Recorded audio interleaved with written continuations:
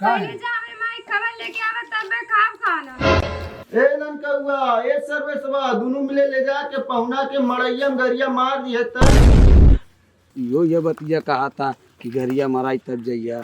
हाँ बात ये नन के बड़ा रीति रिवाज बा चलता किया।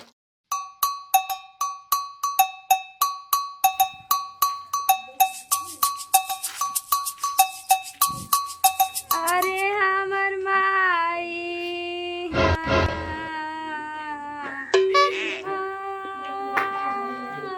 अरे का भइले कुछ नहीं भाई।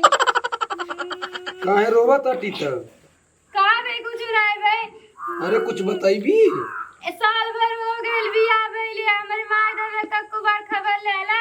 चल अच्छा चल तो खाना ना निकाल खा लियल जा हम तब जाबे। खाना नहीं खाबे। काहे? पहले जा हमरे माई खबर लेके आवे तब मैं खाब खाना। चल अच्छा चल चल चल चल चल। नहीं हम नहीं जाब।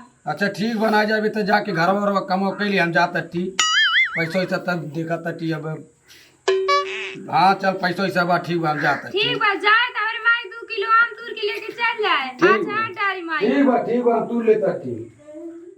ए माई का रे एकर नाम आज से गरिया रखाई। ये रखाई? हां अजब जीजा ही ने देही मार के खवाई। हम तो सोचत रही कि बेच दिए के। अच्छा चल ठीक बा जब तो जीजा ही ने तब मराई करी। ठीक बा हां ठीक बा। चल तटी अच्छा कपड़ा गंदा ना ससुरारी पहुंच जब तक कपड़ा पहरे नहीं तो गंदा हो जाए। हाँ, अच्छा आ गई काई दादा खड़िया की पहली नरखवा नहीं तो गड़बड़ा जाए।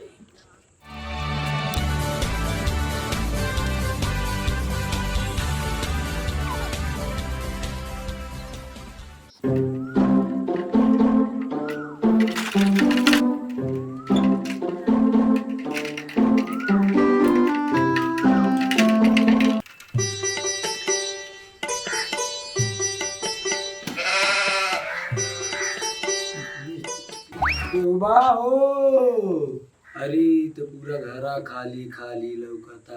ए अम्मा जी माता जी बाटू चल तटी घरवा में बैठा अब केहू अइबे करी।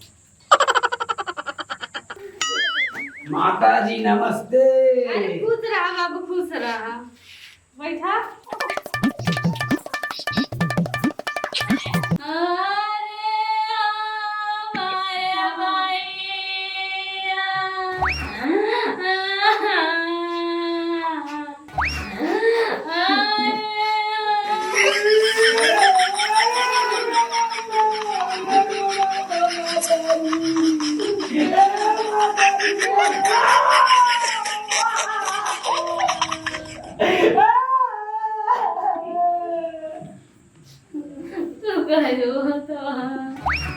और बताओ बहनी का हाल चाल बा? सब ठीक बा सब ठीक बा। आइला तो काहे ना अरे अब का बताई कैसी लिया के आई घरों में एकदम जनते बाटू खेते में करा छगड़ी चरावा दुनिया भर के ताम झाम रहा ही ना तेना लिया यही नाते ना लिया हुआ कि यही है। अच्छा ठीक बा आपको का हाल चाल मिल गए। बाकी बतावा या बाबूजी कहाँ बाटे? भैया दुकानिया पे। आओ दोनों जनी बाबू लोग कहाँ बाटे? भैया मेरा कहीं सब घूमत होई है। अच्छा अच्छा ठीक बा माता जी बता दिए सब जनी से कि आए लाने हमें पहुना जाता चलता थी घरे। अब तो घर बड़ा काम धाम बाने अब गिर बेरा जब आई तो के लिया कि आई ठीक बा। पता गरिया महाराज तो सैया तुम बहन जो नहीं थे एक ते इतना दिन के बाद पहली बार ससुरारी आईली। आज हमार ससुरिया कहती गरिया महाराज तब जैसा ठीक बा अम्मा जी दुकानिया पे बाबूजी से मिलने आई तब आवता ठीक है बाबू जाओ वही दुकानिया बाटा करवाओ ठीक बाबूजी बाप चल तटी अपने घरे अपनी मेहरारू से बताई कि तोरे माई के दिमागवा खराब त नाई बा।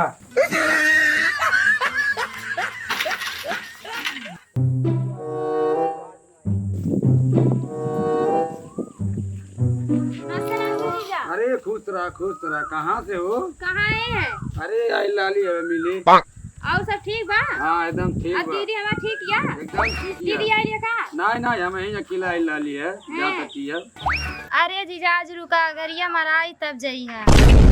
तू वहीं जो ससुई तो ससुई सड़ुएनियो ये बतिया कहतिया गरिया मराई तब जइया का बात ये नहीं है कौनो रीति रिवाज चला ला का। ठीक बा अच्छा चला घरे हम बाबूजी से मिल के आवा था। ठीक लागा तो जीजा हो का जीजे है। अरे जीजा नमस्ते जीजा। अरे खुश रहा बाबू। और बढ़िया बाबू कहाँ कब अइला है? अरे कब अली है जात रही है। हाँ, कहाँ जात है जीजा? घरे जात रही। नहीं जीजा नहीं जीजा ने आ गरिया महाराज तब जाइया है जीजा रुकन है। अरे अच्छा ठीक है घरे चला बाबूजी से मिल के आवा था। ठीक अच्छा ठीक है जीजा ठीक है चल।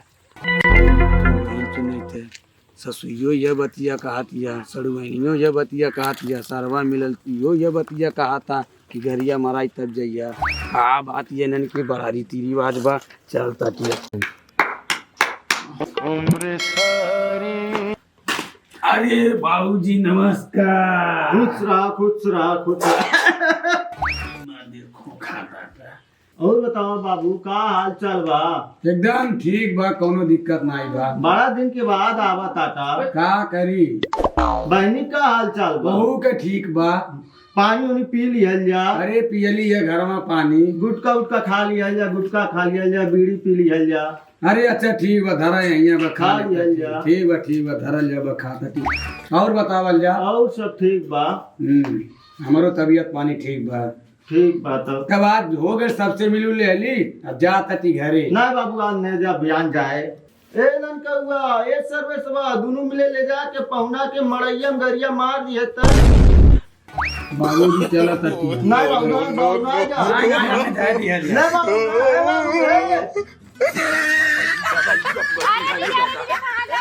जा तटी अपने घरे। अरे तेही मिला था तेही।